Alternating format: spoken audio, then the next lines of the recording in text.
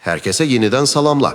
Bura qədər biz ayənin tarixi mənzərəsini çəkdik. İndi isə otağın temperaturunu biraz da qaldırır və İslam elmlərinin ən dərin, ən riyazi sahəsinə, üsul-əl-fiqhə, yəni hüquq metodologiyasına daxil oluruq. Salamlar. Bəli, sən keçən hissənin sonunda çox maraqlı iki termin işlətdin. Ümum və mütləq. Şiə alimləri deyirdilər ki, itaət əmri mütləqdir. Ona görə rəhbər məsum olmalıdır. Sünni alimləri isə buna necə cavab verirlər? Sünni alimləri çox gözəl bir elmi qayda ortaya qoyurlar. Deyirlər ki, ayədə bəli, itaət əmri qeydsiz, yəni mütləq gəlib.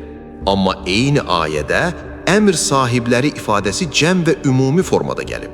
Yəni, əmr sahiblərinin hamısı qəsd edilir. Yaxşı, bəs bu iki qayda toqquşanda, yəni ümumi ifadə ilə mütləq əmr qarşı-qarşıya gələndə, üsul elmində hansı qalib gəlir? Əlbəttə ki, ümumi ifadə. Çünki ümum özü özlüyündə bir bəyandır, açıqlamadır. Mütləq isə sadəcə qeydin olmamasıdır. Buna təqyid deyilir.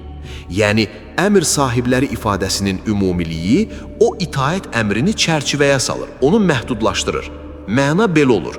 Bütün əmr sahiblərinə itaət edin, amma şərtlərlə, qeydlə. Bir dəqiqə, bu sadəcə sünnilərin qaydasıdır, yəni şiə alimləri bunu qəbul edirmi? Məsələ də elə bundadır. Şiələrdə fəqihlərin ustadı ləqəbi ilə tanınan məşhur Şeyx Mürtada Əl-Ənsari özünün Fəraidül Üsul kitabının 2-ci cildi 792-ci səhifəsində eyni ilə bu qaydanı yazır. O deyir ki, mütləqlə ümum qarşılaşanda ümuma üstünlük verilməlidir. Yəni Şeyx Əl-Ənsarinin öz qaydasına görə ayədəki itaət əmri qeydsiz, şərtsiz deyil. O itaətin sərhədləri var, tamamilə.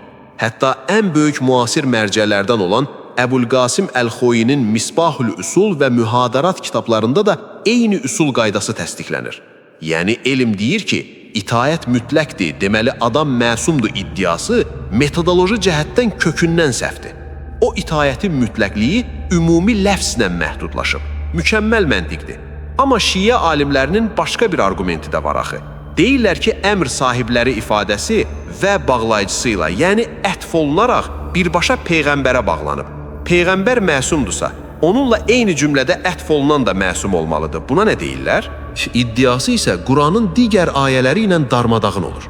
Ərəb dilində və Quranda birinin digərinə ətf olunması onların mahiyyətcə eyni olmasını tələb eləmir. Necə yəni? Buna misal var Quranda, özü də necə? Tövbə surəsi 105-ci ayəyə bax. De, istədiyinizi edin. Allah, Peyğəmbəri və möminlər əməllərinizi görəcəklər. Diqqət et, burada Peyğəmbərin və möminlərin görməyi və bağlayıcısı ilə Allahın görməyinə ətf olunub. Axı möminlərin və Peyğəmbərin bir şeyi görməsi Allahın o şeyi görməsi ilə eyni ola bilməz. Allah qeybi görür, insanlar isə yalnız zahiri. Yəni, eyni cümlədə yanaşı gəlmək, eyni statusda olmaq demək deyil. Ay sağ ol. Eyni ilə Allaha və Peyğəmbərə itaət edin. Ali İmran 132 ayəsində olduğu kimi. Allaha itaət onun Rəbb və Xaliq olmasına görədir. Peyğəmbərə itaət isə onun elçi olmasına görədir. İtaətin səbəbləri fərqlidir. Eləcə də əmr sahiblərinə itaət onların vəzifəsinə görədir, məsumluqlarına görə deyil. Həqiqətən də üsul elmi və Quranın kəndi məntiqi hər şeyi aydınlaşdırır. Nə mütləq itaət, nə də yanaşı yazılmaq məsumluq tələb eləmir.